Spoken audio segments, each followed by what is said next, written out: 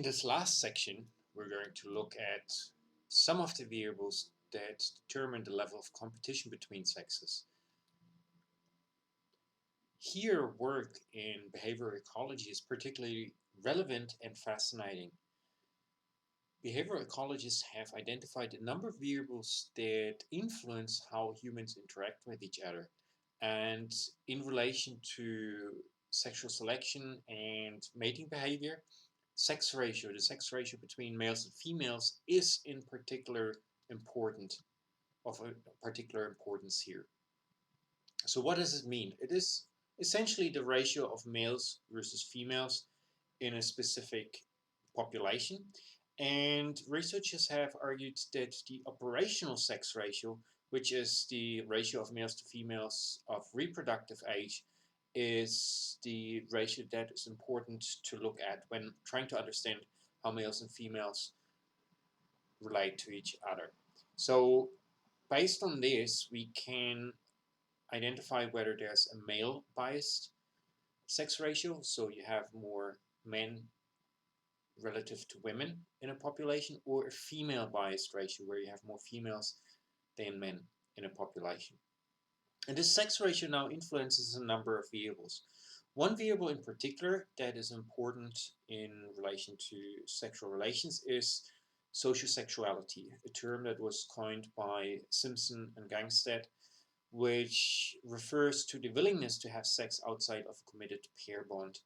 And there are two specific preferences, so it's a continuum, and people typically fall somewhere in between the two ends. One end is a restricted sociosexuality. There's a preference for monogamy, so individuals would prefer prolonged courtship so they don't have sex quickly, and there's more emotional investment in the relationship.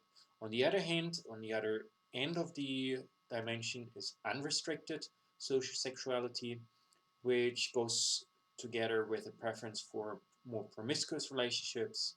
So there's lower closeness in romantic relationships, and there's also people typically take a faster decision to have sex with each other. And as you can imagine, going back and thinking about, for example, parental investment theory, restricted sociosexuality makes more sense is more important for females compared to males, as you can imagine, with the greater biological investment in offspring, whereas unrestricted sociosexuality is typically the preferred option for males. What is of particular interest now is that the sex ratio within a population influences the extent to which restricted or unrestricted sociosexuality is more common, relatively speaking. So this is work by David Schmidt. He administered the sociosexuality inventory to populations around the world and then examined to what extent the national level of sociosexuality was influenced by the relative sex ratio within a population.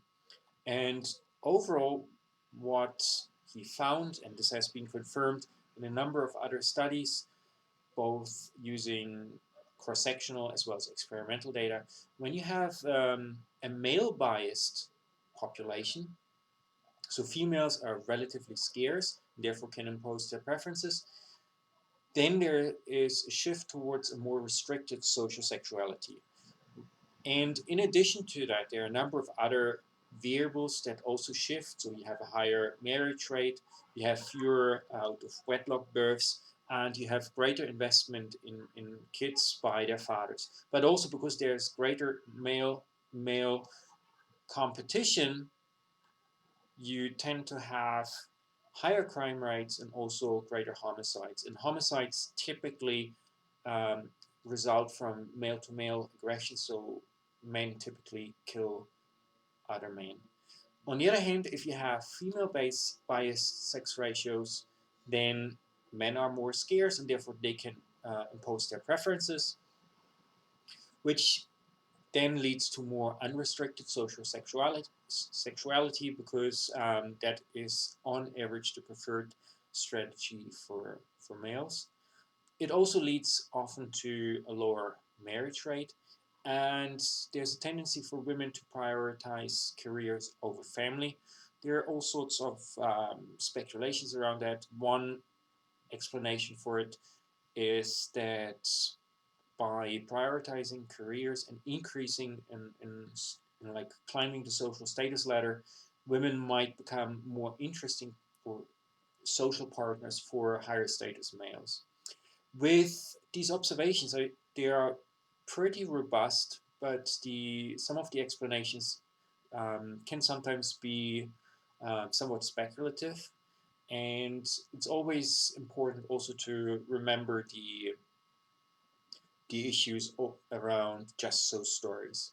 The descriptive patterns are pretty consistent though and fit with the predictions from parental investment theory.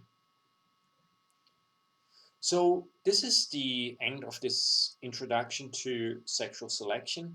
And next week, we are going to talk a little bit more about human evolution overall and some of the other puzzles, including, for example, explanations for cooperation in humans, which is actually, or in animals overall, which from a gene size perspective can be a little bit puzzling.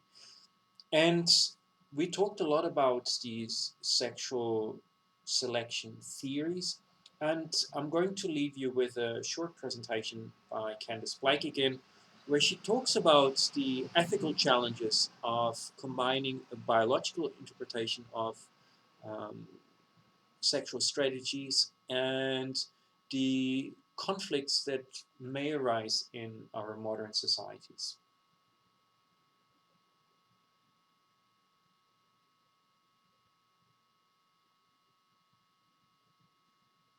When Justine introduces me, it sounds like I traverse a lot of different boundaries, and I do that in my work, but I often find that the reality of what I do sometimes just looks like sitting in a room thinking about sex a lot. And, you know, it's probably not even the best thing to say to you when I'm here trying to win friends and influence people, but nevertheless it's true. And it's absolutely not where I thought I would be when I started my gender studies degree almost 15 years ago. See, I've always been fascinated by sex differences and what it really takes to empower men and women to be men and women. I initially started looking at this from a framework of feminist theory back in my undergrad days, where I was elected and represented over 50,000 female students on my campus. After that, I worked as a life coach and a business coach, and a lot of what I dealt with my clients was about empowering them in their interactions with the opposite sex. So you can imagine that by the time I came to do my PhD in psychology, I felt I had a pretty good understanding of gender relations. And I have this really distinct memory. I'm sitting in a workshop on evolutionary psychology about a month into my PhD. And I'm enthusiastic about being there. But I'm more than a little sceptical that evolution has got anything new to tell me about gender. Then the presenter starts to talk about the ultimate function of male-male alliances and why they often exclude women. He talks about the fitness costs and payoffs of women's preoccupation with their physical appearance. Now he keeps on going, and I find myself sitting there flabbergasted that I had not come across this stuff before. And after considering and then finally ruling out that perhaps I was just more ignorant than I thought I was, I really made it my business to never again be blind to both sides of the debate. And since that time, I have committed myself to finding out how evolutionary insights can help us resolve gendered problems. And I've learned a few things along the way. First, that whole nature-nurture argument is alive and strong. It's a loud one. Second, even though we know that the whole nature-nurture thing is probably a false dichotomy, that doesn't seem to make much difference. And third, until we're really able to rectify this, I think we're quite thwarted in terms of moving forward. And this, in my opinion, is what's got to change.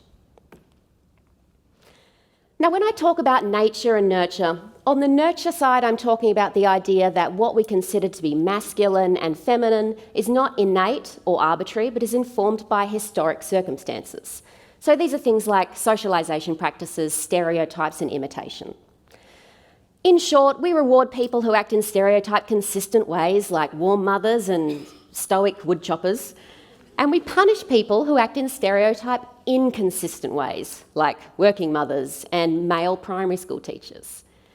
Now, it happens closer to home as well, so if you're a female academic in the room, you'll know that when it comes time to get your student evaluations, that students will comment on what you're wearing and how you look, and whether you're wearing enough makeup or too little.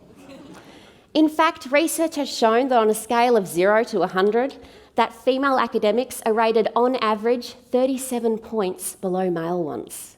And that's despite accounting for the grades that the students receive. Now, on the other side is the nature argument. And the nature argument says that differences between men and women are partly attributable to biological fundamentals. So I'm talking about genes, hormones, but also fundamental patterns in terms of who tends to look after the kids and who tends to maybe deep down wonder if the kids are really theirs. Now, the biology side says, hey, we see these kinds of patterns in 95% of all mammals. Humans are mammals, we're not that different, case closed. Now, whether sex differences are the source of nature and nurture has really been the focus of a lot of controversy quite recently. But it's by no means a new issue. People have been talking about this again and again since Plato's day. Which kind of begs the question, why do we keep on having these conversations? Now, people like you and me, we're going to know that it's both, right? Kind of get, yeah, it's nature and nurture, they both influence sex differences. And if you're in that place and thinking that, I'm really glad. But don't relax yet, because that doesn't mean that you're not still part of the problem. See, knowing that it's both doesn't seem to make much difference always in terms of talking like it's both, acting like it's both, and researching like it's both. Which kind of makes you think, okay, well, why do we keep on doing this? Why does this conversation stick around? And I think the reason why it sticks around is blame. Now, let's take this guy. You may have heard of him. His name is Harvey Weinstein. He is a major donor to progressive causes. He's also a very famous Hollywood producer who has been in the spotlight a lot recently. More than 60 women have now come forward and said that he has sexually assaulted and or raped them. And when the first few accusations arise, this is what he says. He blames culture. But don't think that it's just the cultural side gets to use the blame card. You may or may not know this guy. His name is Brock Turner. He is a Stanford student who was convicted of 3 counts of sexual assault, including intention to rape, of an unconscious 19-year-old woman. Now, the ultimate penalty for these kinds of crimes, the maximum sentence, is 14 years, but Brock received 3 months. The judge said that, he was just trying to be a boy, and he took it too far, granted, but boys will be boys after all. The judge blames nurture. Now, if you're older than a boy and you can't use that card and someone accuses you of sexual assault, there's always the opportunity to do what Don Burke did and just say that it was undiagnosed Asperger's. The opportunity to blame is always there. And I think we can be big enough to admit it. It can be nice to have something to blame sometimes, right? My husband and I have this little secret thing that we do, that whenever one of us doesn't do something around the house that we know we should have done, we blame the dog. In fact, we even blame a dog that doesn't live in our house anymore, but nevertheless, it's nice to blame something else. See, nurture blames culture. Oh, I'm just the product of my environment. Nature blames biology. Hey, buddy, I am the result of 200,000 years of evolution, I just do. The other reason I think this whole dichotomy sticks around is fear. And when you think about that, the fear often applies to the biological side of things. It kind of does make sense. We have not been very responsible at using biological ideas to empower the masses. Dare I mention eugenics? Or how about phrenology? If you don't know that one, Google it, a bundle of laughs. Then there was the idea that women's wombs used to wander throughout their body and react to certain things, and sometimes that wandering womb would make them hysterical. This was a real thing, okay? I'm not making this up. Now, the concern is that if we accept that some sex differences are biological, it means that we need to accept things like sexual assault, male-male aggression, and traditional sex roles. And we might not want to accept those things, so we say we won't look at the biology card. But that fear makes us hesitant around accepting biological truths, and we remain stuck having the wrong conversation. Now, here's the conversation I think we should be having. Ultimately, whether sex differences are due to nature or nurture is really superfluous if we don't also grasp that we have a choice. See, Weinstein may like to say that he just did those things because of culture. Brock Turner may console himself at night by saying that, oh, he was just trying to be a boy. But you and I, we know they had a choice, don't we? We have each been confronted in situations in life where we had the opportunity to do the right thing, the wrong thing, or something in between, and we chose. Now, looking back in hindsight, we may not like the outcome of our choices, but not liking the outcome and saying that you never had a choice in the first place, these are fundamentally different kettles of fish. And I think that when we start to deny the choice that we have in our own actions, we tend not to see it and even to mischaracterise that choice in other people as well. Let's take this woman here. You may have heard of her or seen her before. She's probably the most photographed woman in human history, but what makes her so different is she's done a lot of it herself, in fact, most of it herself. On a recent 4-day vacation to Mexico, it's rumoured she took 6,000 selfies. It's 1,500 selfies a day.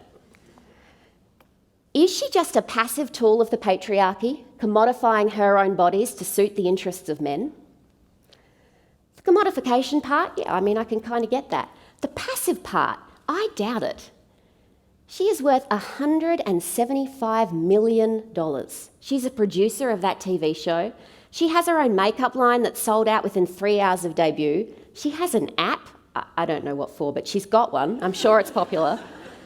She makes more money than her uber-famous husband, Kanye West. See, she is strategizing and fulfilling on her interests, and she is outrageously benefiting from it. And these kinds of sexy selfies is one of the ways that she does it. Could the same be said for other young women who engage in this kind of sexy selfie behaviour but don't have their own TV show? See, part of what I do is I monitor social media platforms online, and I look at where in the world this kind of sexy selfie behaviours happen in more. And I can tell you they don't happen more in places where gender inequality is rife and the patriarchy is strong. In fact, what I find is that sexy selfies happen most in environments where there is a large gap between the haves and the have-nots. And particularly it seems to be about a gap in male income. See, one way of understanding this is when you're seeing sexy selfies, what you're seeing is someone engaging in a behaviour where if it pays off and they do attract that man at the top of the hierarchy, they are going to reap extraordinary benefits. See, once again, what you're seeing is someone strategising and fulfilling on their own interests. Now, are they working in an environment that's probably patriarchal, and are there things about that we might want to change for women and also for men? Yeah, absolutely. But it's a far cry from them being passive. So I'm probably not going to win prizes in this audience today by telling you that yes, sex differences in nature and nurture. But often what we don't appreciate is that profound choice that we have in our actions. And I think when you can start to appreciate that it's nature, nurture, and we've got a choice, we have the ability to confront sex differences without having to get up in arms about them or defensive. See, women may have evolved to be more risk-averse. Men may have even evolved to try and regulate female sexuality. I get it. They are very uncomfortable things to say. They're kind of a little offensive in some ways. Most people don't like those ones.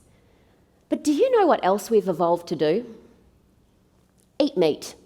Many of us don't. We've evolved to gorge ourselves on high-calorie foods, yet most of us have ways of self-regulating. See, the evolved tendency in isolation is actually pretty lackluster. The fruit is figuring out where the environment generates flexibility in how we choose to act. So if you walked in here tonight, an ardent feminist, feeling very strongly that history tells us we should not let biological ideas get in the way of understanding gendered issues, I really feel your pain. And if, on the other hand, you're here from a biological standpoint, thinking that regularities in 200,000 years of evolution explain it all, I can get where you're coming from too. But the truth is, in isolation, you're both wrong. And you need to work together if we want to create a new future. Thank you.